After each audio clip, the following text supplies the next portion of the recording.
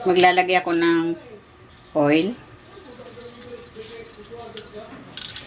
Yan, isasalang ko muna itong pinya para mag-caramelize ito.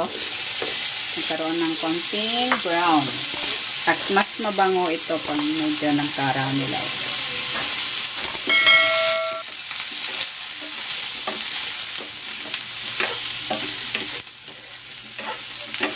Ayan, okay na itong ating pinya. Itatabi ko lang muna ito dyan para makapag-misa na tayo.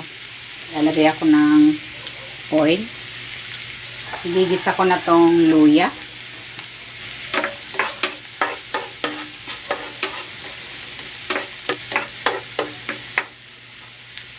At ang bawang.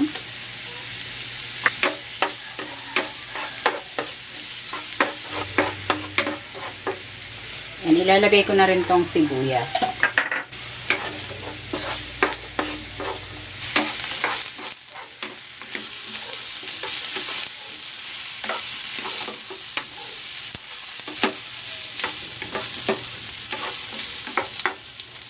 I-season ko ito with salt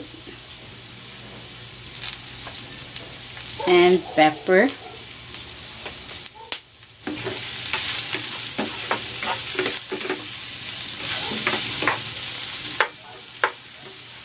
And ilalagay ko na dito itong gata.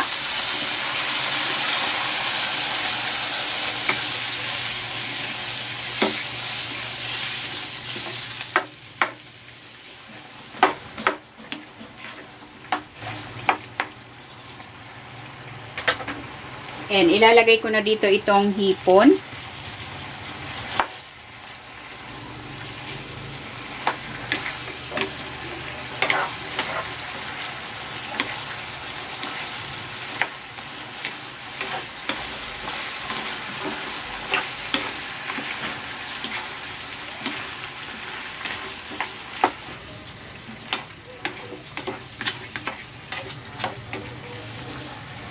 Titimplahan ko ito ng patis, pampalasa. Pwede kayong maglagay ng mga pampalasa of your choice.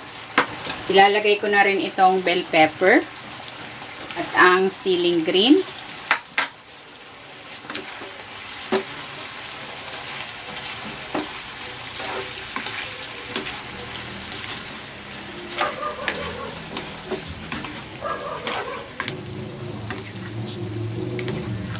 Ayan, luto na itong ating ginataang hipon na may pinya.